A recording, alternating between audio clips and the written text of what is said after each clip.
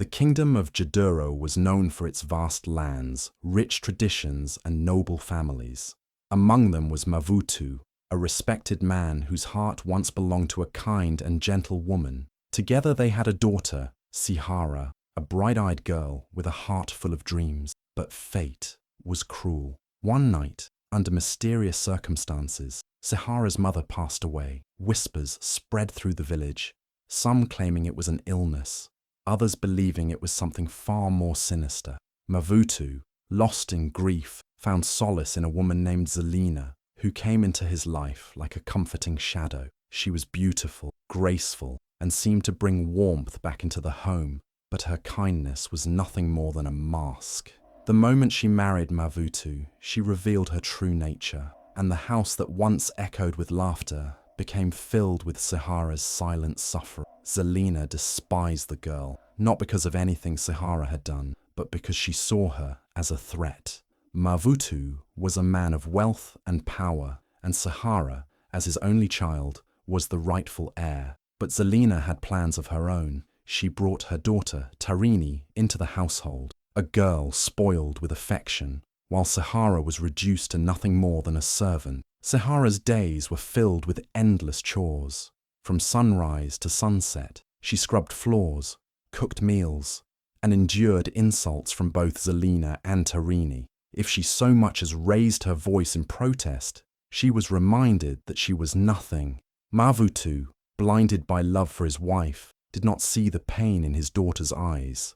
Zelina played her role well, pretending to care for Sihara in his presence, while ensuring she suffered the moment he looked away. But Sihara was not weak. Deep inside, she carried the fire of her ancestors, a strength that no amount of cruelty could extinguish. She held on, waiting, hoping that one day the truth would come to light. But little did she know, Zelina had something far worse planned for her, something that would change her fate forever. One evening, as the sun dipped below the horizon, casting long shadows across the land, Zelina called Sihara to her chambers.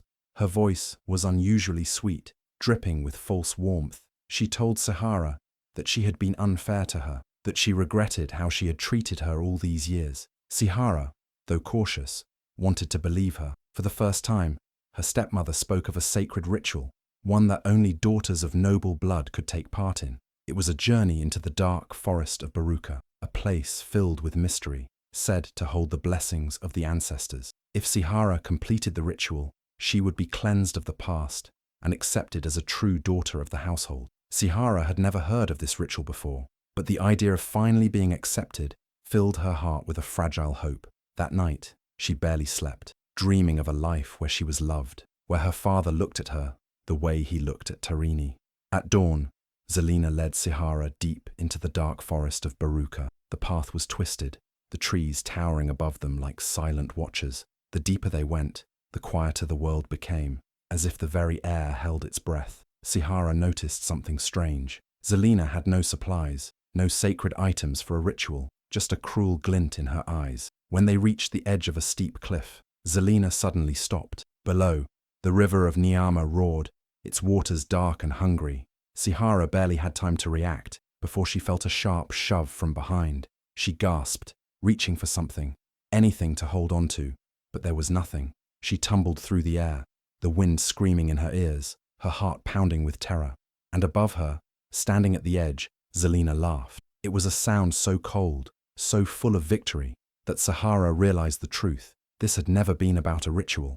It had always been a trap. The last thing she saw before she hit the icy water was Zelina turning away, her laughter still echoing through the forest.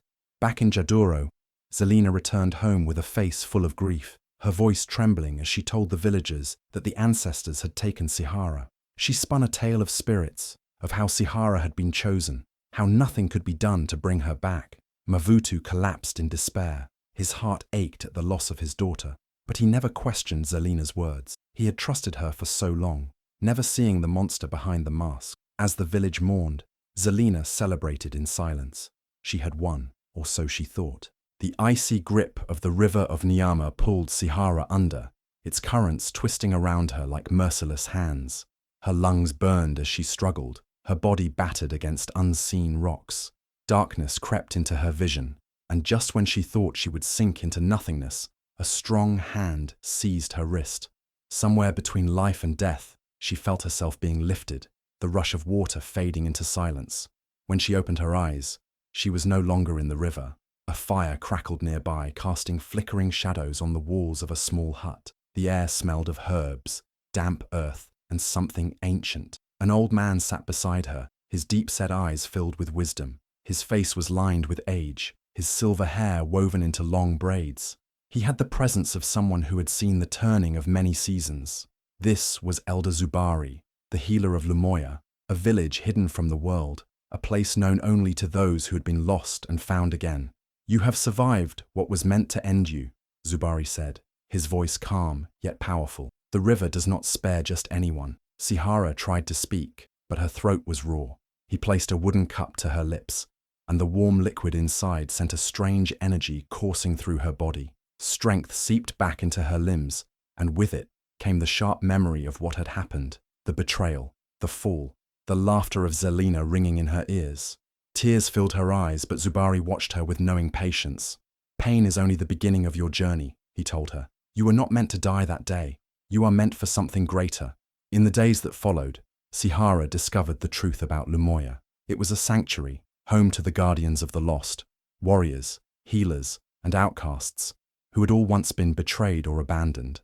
They were skilled in survival, trained in the ways of nature and the spirits of the land. They took her in, not as a broken girl, but as one of their own. Zubari watched over her closely, guiding her through the pain, teaching her to see beyond her suffering. He told her that fate had not been cruel, it had given her a chance to rise, and as Sihara healed, her heart hardened with quiet determination. She was no longer the helpless girl who had been pushed from a cliff. She was something else now, something stronger. The days in Lumoya were unlike anything Sihara had ever known. There were no grand feasts, no silk garments, no luxuries like in her father's home. Here, life was survival, and only the strong thrived. But Sihara was not just surviving, she was transforming. Her training began under the fierce warrior woman, Mama Bintara, a legend among the guardians of the lost. She was tall and powerful, her skin marked with scars that told stories of battles won. Her voice was sharp, her gaze unyielding. She did not believe in weakness. "The world has already tried to break you," Bintara told Sihara on the first day of training. "Now, you must decide if you will remain broken or rise stronger." Sihara chose to rise. Her mornings began before the sun, running barefoot through the dense forest, her lungs burning, her body screaming for rest. She learned to fight, not just with weapons, but with her mind. Bintara taught her the art of patience, of waiting for the perfect moment to strike. "You don't need to be the strongest," Bintara would say, watching Sihara struggle to lift a heavy staff. "You just need to be the smartest." Day after day, Sihara pushed herself harder.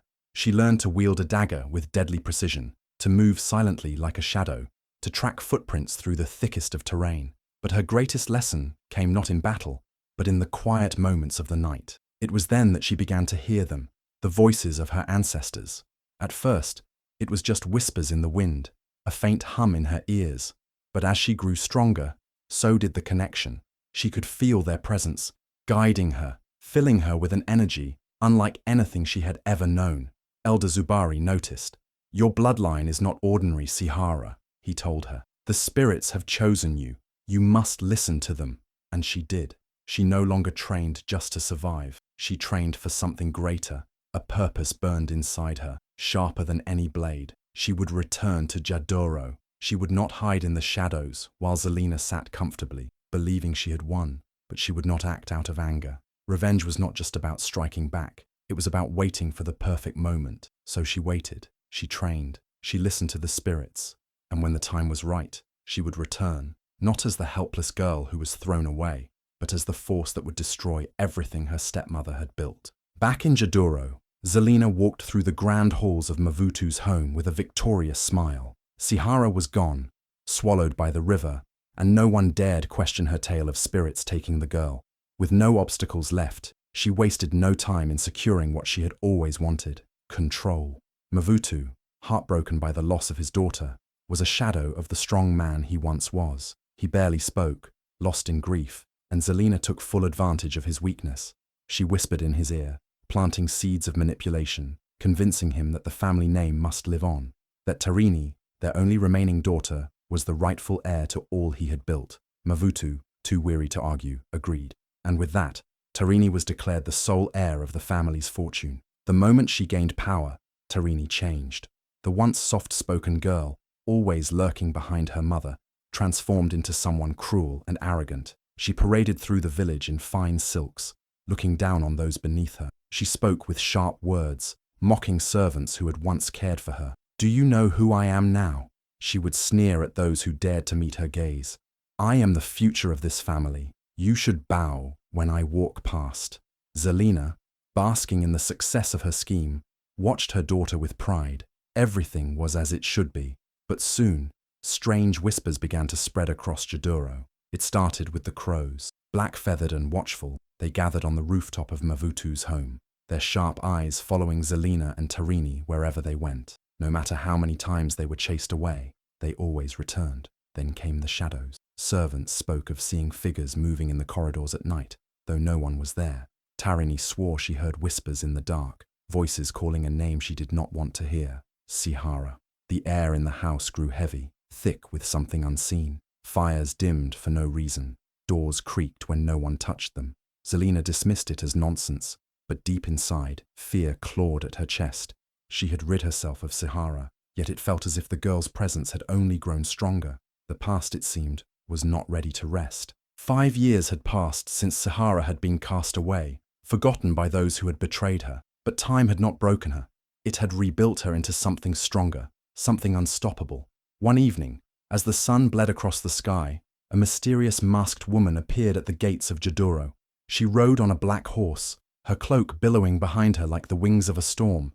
No one knew who she was, but the moment she stepped into the village, people felt her presence. She walked with quiet confidence, her movements smooth and controlled, like someone who had seen both death and survival. No one suspected she was Sihara. The girl they had thought lost to the river had returned, but not as the weak child they had cast aside. She was something else now, wiser, stronger, and cloaked in the power of the spirits that had guided her for years. She did not rush her revenge. No, patience was her greatest weapon. She moved through the village unseen, listening to the whispers of the people. She learned how Zelina had poisoned Mavutu's heart, how Tarini had become a ruthless ruler, how the people suffered under their cruelty. But she did not reveal herself yet. Her time would come. She began by helping those who had been abandoned by the very family that once ruled with honor. She healed the sick, fed the hungry, and protected those who had been cast aside. The villagers began to whisper about her, a nameless woman who moved like a ghost, but carried the heart of a savior. Then, she struck her first blow. One night, in the center of the village, a secret truth was revealed. A man, long thought to have vanished, returned with a story of how Zelina had betrayed Mavutu, how she had stolen wealth and lied to the people. And though no one knew who had uncovered these secrets, one thing was clear. Zelina's lies were beginning to crumble. From the shadows, Sihara watched. This was only the beginning. Late one night, as the wind howled through the empty halls of his home, Mavutu awoke with a start. His breath was ragged, his heart pounding. In his dream, he had seen Sihara, but she was not the small, helpless girl he had once known. She stood tall, her eyes filled with fire. "Open your eyes, father," her voice echoed in his mind. "See the truth before it is too late." Sweat dripped down his face as he sat up in bed. His hands trembled. For years, he had believed Zelina's words, that Sihara had been taken by spirits, lost forever. But now, doubt crept into his heart like a shadow. Why had the dream felt so real? And why, after all these years, could he still hear Sihara's voice? That same night, in another part of the house, Zelina jolted awake with a gasp. Her pulse raced as she stared into the darkness, her breath coming in short, panicked bursts. Something felt wrong. The air was thick, suffocating. And then, she saw it. Across the room, the mirror cracked. The sound was sharp, like bones breaking. Her reflection twisted, distorted by the jagged glass. And for a moment, just a fleeting moment, she thought she saw a figure behind her, a figure with eyes that burned like fire. Zelina's hands clenched into fists. This was not possible. Sihara was gone. She had made sure of it, but the unease in her heart refused to settle. The next morning, Tarini stormed into her mother's chambers, her face pale. "Mother, something is wrong," she hissed, her hands trembling. I saw something in my sleep. Shadows. A voice whispering my name." Zelina grabbed her daughter's shoulders, forcing her to meet her gaze. "Do not speak nonsense, Tarini. It is just your imagination." But deep inside, she was not so sure. Outside, Sihara watched from the shadows. Every step of her plan was falling into place. She didn't need to strike yet. Fear itself was her greatest weapon, and soon Zelina would break under its weight. The festival of Jadoro was the grandest event of the year. The village was alive with music, laughter, and the scent of roasted meats. Lanterns swayed in the wind, casting golden light over the gathered crowd. People danced, children ran through the streets, and even Mavutu, despite the heaviness in his heart, allowed himself to smile. But amid the joy, one figure stood still. A woman dressed in deep blue, her presence commanding yet mysterious, moved toward the festival's center. Her face was hidden beneath a mask, but something about her felt familiar. She had been in Jaduro for weeks, helping the poor, uncovering secrets. But now, she had come for something greater. A hush fell over the crowd as she stepped onto the main stage, standing before the chieftains and elders. The drums ceased, the dancers froze. All eyes were on her. Then, in one swift motion, she reached up and removed her mask. Gasps rippled through the crowd. It was Sihara, the girl they had thought dead, the child stolen by spirits. She had returned, but she was no longer the helpless girl who had been cast away. She stood tall, strong, her eyes filled with the fire of justice. Mavutu fell to his knees. His hands trembled as he stared at his daughter, his lost child. His voice cracked as he whispered, "Sihara, my Sihara." But before he could move, a piercing scream shattered the silence. Zelina, her face twisted in horror, her body shaking. This was impossible. Impossible. Sihara was supposed to be dead. She had watched her fall with her own eyes. Without thinking, Zelina turned to run. She pushed through the crowd, her breath ragged, her heart pounding. If she could just get to her chambers. If she could just escape. But then, the wind howled. The ground beneath her trembled, and from the shadows of the festival, they appeared. The spirits of the river of Nyama. Their forms twisted like mist. Their voices whispered like the rushing waters. They had come for her. Zelina froze in place, her body paralyzed. Her past sins had returned, and this time, there was no escape. The moment Sihara's identity was revealed, the festival turned into an uproar. Villagers whispered among themselves, their voices a mix of shock and rage. Mavutu, still kneeling, looked at Zelina with newfound horror. His mind raced as he pieced together the truth. His wife had lied. The elders of Jaduro stepped forward, their faces stern. "Zelina, what do you have to say for yourself?" Chief Amoki's voice was heavy with authority. Zelina, breathless and desperate, dropped to her knees. Tears streamed down her face as she pleaded, "I did it out of fear. I thought Sihara would take everything. I never meant for this to happen." Her voice cracked, her hands shaking. "Please, forgive me." But the spirits of the river had no mercy. The ground trembled beneath her. The skies, once clear and bright, darkened with swirling clouds. A great storm began to rise. The villagers gasped as fierce winds howled through the festival grounds, blowing out lanterns and sending dust spiraling into the air. Zelina screamed as her body was lifted by an unseen force, dragged toward the river's edge. Mavutu tried to move, but his legs felt heavy, as if the ancestors themselves were holding him back. This was not a punishment meant to be stopped. The villagers watched in stunned silence as the spirits pulled Zelina closer and closer to the roaring waters. She clawed at the ground, screaming for mercy, but the river she had once used to take an innocent life had now come for hers. And then, with one final scream, she was gone. The storm ceased.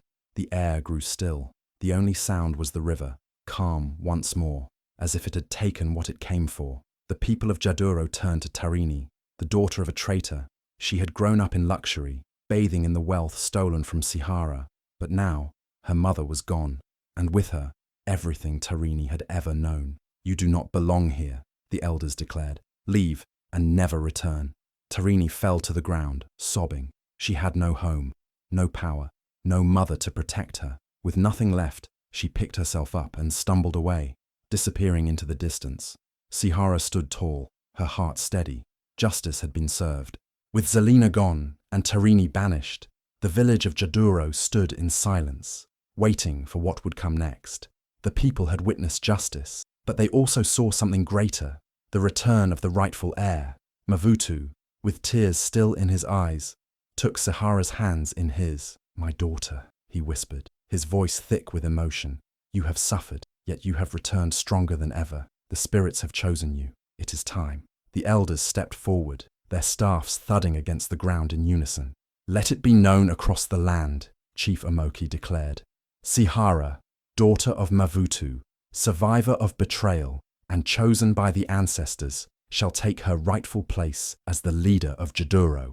The crowd erupted into cheers, chanting her name. Sihara stood tall, her heart steady. She was no longer the broken girl thrown into the river. She was a warrior, a survivor, a leader. From that day on, Jaduro changed. The land that once suffered under Zelina's cruelty flourished under Sihara's rule. She ensured that no child would ever be cast away. No soul would suffer under greed and deceit. She built homes for the poor, opened the village gates to those in need, and honored the spirits that had saved her. Her name traveled beyond Jaduro, spoken in whispers and songs. Sihara the Unbroken, the girl who rose from the dead to claim her destiny. Years passed, and the tale of Sihara became a legend. Mothers told their daughters her story, warriors carried her strength in their hearts, and kings feared the name of the girl who defied death itself. But in the quiet nights, when the wind whispered through the trees, and the river flowed gently under the moonlight, one could still hear the echoes of the past. The spirits of Nyama had chosen their champion, and Sihara's name would never be forgotten.